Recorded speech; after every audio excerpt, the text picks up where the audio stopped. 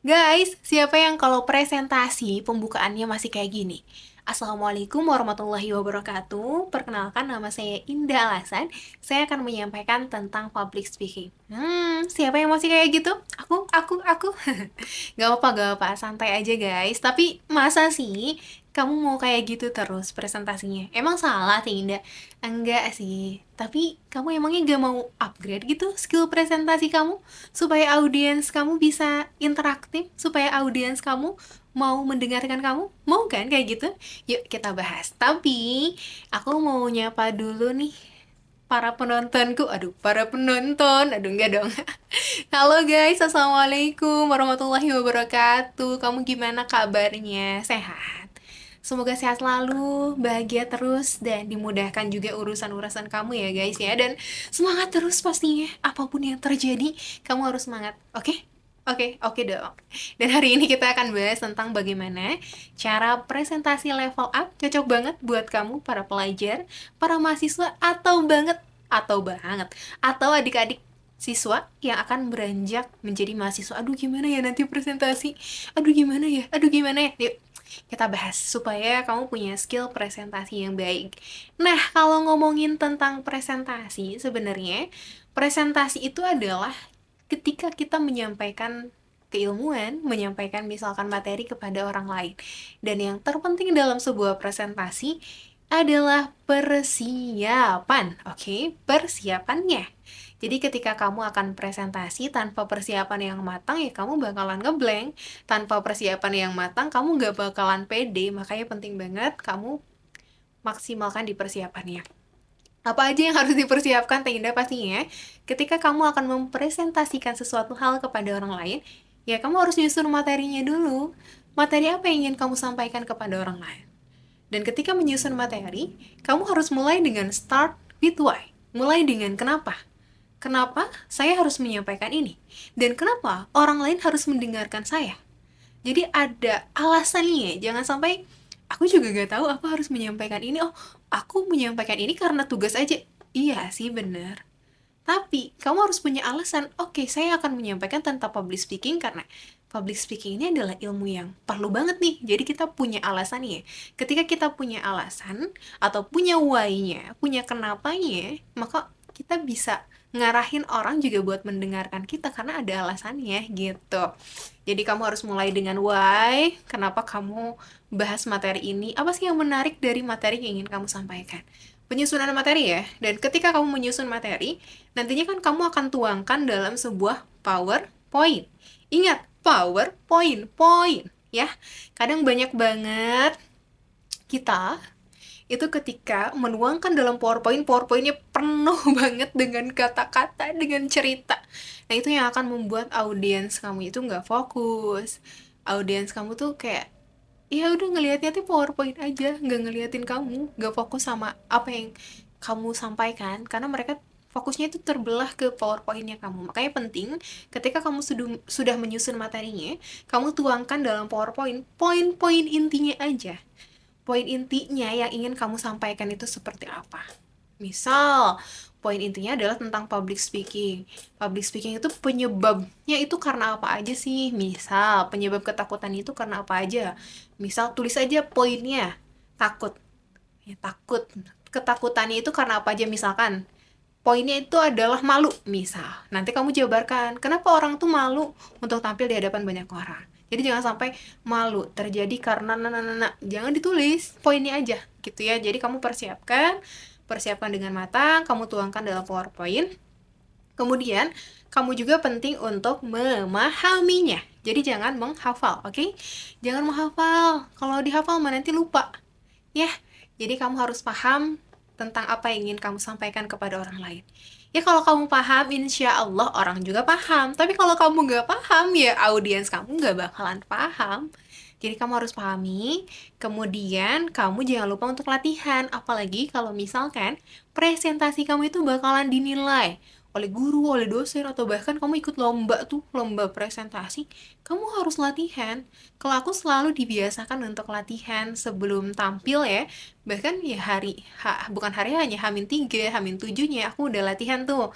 Latihan menyampaikan, beneran menyampaikan, tanpa teks. Ya udah, aku ada PowerPoint aja, aku menyampaikan dari awal sampai akhir, dari salam sampai salam lagi. Assalamualaikum warahmatullahi wabarakatuh. Waalaikumsalam warahmatullahi wabarakatuh. Jadi dari awal sampai akhir kita latihan untuk menyampaikan. Itu persiapannya ya guys ya. Kemudian nanti ketika hari H, gimana teknik presentasi yang baik?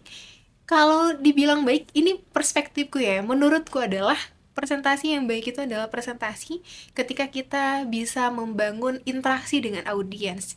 Jadi bukan hanya presentasi yang satu arah aja kita ceramah gitu kan, tapi kita juga bisa membangun interaksi dengan audiens, mulai dari pertanyaan, melibatkan audiens dalam presentasi kita. Nah, makanya untuk kamu semua yang akan presentasi, sebenarnya kalau secara sistematika itu ada 3 ya di presentasi itu. Ada pembukaan, ada isi, ada penutup. Itu. Semua hal sebenarnya tuh 3. Secara sistematika, mau MC atau apapun, pembukaan, isi, penutup. Nah, di pembukaan, gimana nih kamu membuka sebuah presentasi? Apakah kayak tadi, Assalamualaikum warahmatullahi wabarakatuh, perkenalkan nama saya Indah Alasan, saya akan menyampaikan materi tentang public speaking. Apakah boleh seperti itu? Boleh banget. Tapi, alangkah baiknya kamu bisa level up presentasi kamu. Pembukaannya, dengan cara apa? Pertama, kamu buka dengan pantun. Kenapa dibuka dengan pantun, Teh Indah? Karena fun fact guys, pantun itu adalah senjata kamu, bahkan senjata kita semua untuk mencairkan suasana. Misal, kita masuk nih forum, masuk kelas, mau presentasi, asalnya orang-orang fokus dengan handphonenya. Tapi ketika, sebelum saya memulai presentasi, saya izin pantun terlebih dahulu. Boleh bantu bilang cakepnya? Aku yakin semua orang bakalan fokus ke kamu. Karena pantun itu seefek itu ternyata. Jadi ketika kita buka dengan pantun, misalkan pantunnya juga pantun yang lucu atau pantun yang pembukaan dan biasa aja gitu, itu gak apa-apa. Itu membuat orang jadi lebih cair suasananya. Jadi nggak serius banget gitu guys.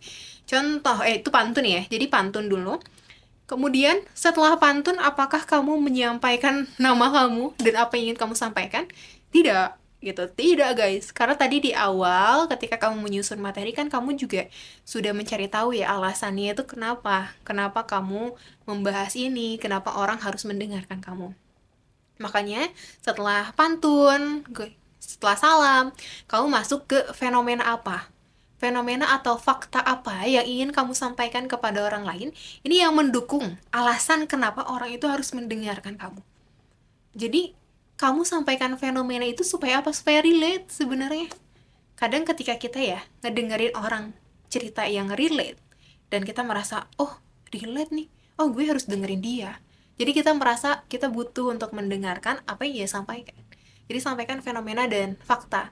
Kalau di pendidikan itu kita itu kenal dengan namanya bagian stimulus gitu. Kita menstimulasi orang untuk dia tuh sadar bahwa materi ini tuh penting loh, gitu guys.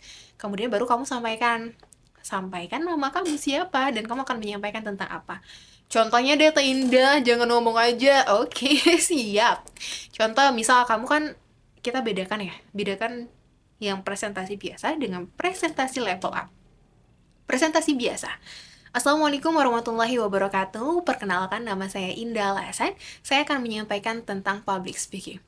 Oke, itu presentasi biasa.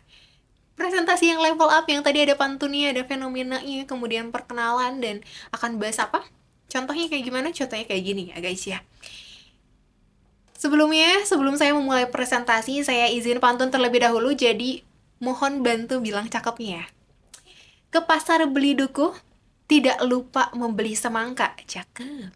Assalamualaikum warahmatullahi wabarakatuh. Apa kabar akang teteh semuanya? Gitu kan. Jadi ada interaksi. Kita nanyain kabar sehat. Alhamdulillah luar biasa. Allahu Akbar gitu kan. Jadi ada interaksi kita dengan audiens. Alhamdulillah kelihatan banget ya cantiknya, gantengnya, udah semangat banget untuk mendengarkan presentasi hari ini. Dan hari ini saya akan menyampaikan tentang public speaking. Ngomongin tentang public speaking, Akang teteh, ada yang tahu gak? Ternyata data mengungkapkan 75% orang di dunia itu menderita glossophobia atau ketakutan berbicara di hadapan banyak orang. Padahal orang-orang yang takut mati itu cuma 20%. Kadang kita takut mati ya, tapi ternyata takut berbicara di hadapan banyak orang ataupun public speaking itu lebih takut menurut data di dunia.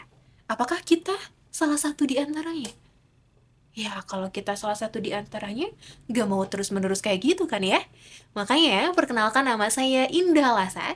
Saya akan menyampaikan materi tentang bagaimana cara membangun kepercayaan diri ketika public speaking. Lebih enak yang mana? Lebih enak yang kedua kan? Jadi audiens sudah tahu, oke, kenapa saya mendengarkan ini. Bisa jadi saya itu termasuk orang yang glossophobia. Takut berbicara di hadapan banyak orang. Oke, saya sadar public speaking itu penting. Jadi saya mau dengerin itu, kayak gitu ya. Itu secara sistematikanya. Di pembukaan. Kalau di penutup kayak gimana Teh Indah? Penutup, jangan dulu penutup atuh ya. Di isinya kayak gimana? Ketika kita akan menyampaikan isi, biasanya kan isi itu berisi tentang teori ya. Misal teori tentang atau definisi lah, definisi tentang public speaking itu apa, atau definisi tentang penyebab orang itu gak percaya diri itu apa, dan lain sebagainya. Nah, ketika di bagian isi, kamu tuh jangan sampai langsung menyampaikan tentang definisi public speaking. Oke, Akang Teteh, public speaking adalah bla bla bla bla bla bla. No, nggak kayak gitu. Tapi kamu coba ajukan pertanyaan untuk membangun interaksi dengan audiens kamu. Sebelum kamu menyampaikan tentang definisi kamu tentang public speaking itu, kamu coba tanyakan kepada audiens kamu. Sebelumnya Akang Teteh ada yang tahu public speaking itu apa? Pasti ada yang tahu. Oke, apakah kira-kira? Oke Teh, apa Teh kira-kira? Betul banget apa yang disampaikan oleh Kang Andri dan Teh Ilma. Public speaking itu adalah, nah baru kamu sampaikan tuh slide kamu. Itu yang sudah kamu siapkan. Public speaking adalah seni berbicara di hadapan banyak orang, misal kayak gitu. Dan nah, misalkan kamu akan menyampaikan slide ataupun materi tentang penyebab public speaking menurut teori apa gitu kan. Nah, kamu juga sampaikan pertanyaan kepada audiens kamu. Di sini ada yang masih takut untuk berbicara di hadapan banyak orang atau gak pede? Coba Kang Teteh. Atau misalkan, oh nggak ada yang angkat tangan. Wah ini semuanya udah pada percaya diri.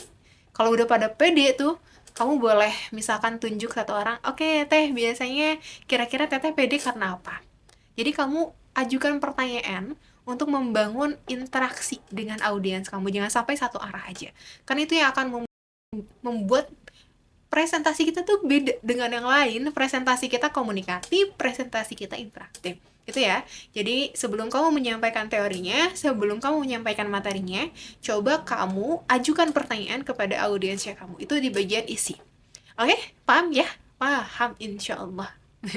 Kemudian yang ketiga di bagian penutup. Di bagian penutup, sekian dari saya. Wassalamualaikum warahmatullahi wabarakatuh. No. Boleh kayak gitu, boleh. Tapi alangkah baiknya kamu tutup dengan elegan gitu kan. Apa aja yang harus disampaikan di bagian penutup? Yang harus kamu sampaikan itu adalah yang pertama, kesimpulan pastinya. Baik Akang Teteh yang berbahagia, dari pertemuan ini dapat saya simpulkan bahwa public speaking itu adalah ilmu yang diperlukan oleh banyak orang dan semua kalangan. Dan public speaking ini bukan bakat, tapi skill yang bisa kita asah. Ketika kita terus latihan, dan terus latihan. Kuncinya cuma satu Akang Teteh, yaitu mulai aja dulu, mulai dari diri sendiri, dan mulai dari saat ini. Itu misalkan kesimpulannya. Baru misalkan kamu menyampaikan, sekian presentasi dari saya, mohon maaf bila ada kesalahan. Saya tutup lagi dengan pantun ya. Hantu di demi pergi berlari, tidak terasa, tidak tersentuh. Saya pamit undur diri. Wassalamualaikum warahmatullahi wabarakatuh. Langsung, aku yakin pasti semuanya langsung tepuk tangan. Gitu guys, jadi tutup lagi dengan pantun. Jadi di bagian penutup itu kamu sampaikan kesimpulan.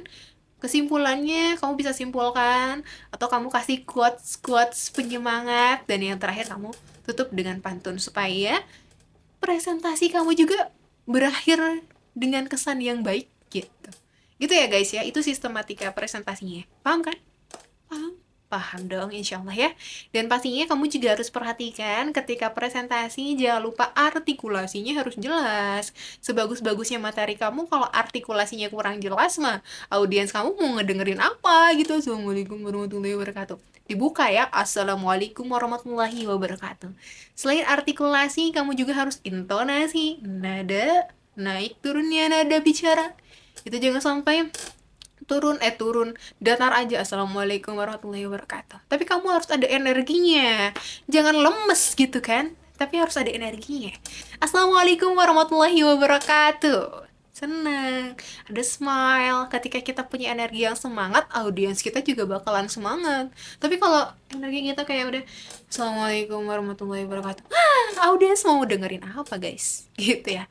Gitu, itu yang mungkin aku bisa bagikan hari ini. Jangan lupa di subscribe dulu ya guys ya. Ditekan tombol merahnya, ditekan juga tombol loncengnya supaya kamu gak ketinggalan video-video terbaru dari aku. Semangat terus, semangat latihannya, semangat terus buat prakteknya. Dan jangan lupa langsung diimplementasikan, dipraktekkan. Oke? Lancar-lancar presentasinya. Kalau kamu mau discuss tentang apapun itu, kamu bisa DM Instagramku di @indah_alasan1402. Dan insya Allah kita akan ketemu lagi di episode berikutnya. So, stay tune terus di channel YouTube Menghebat Bersama. Dadah!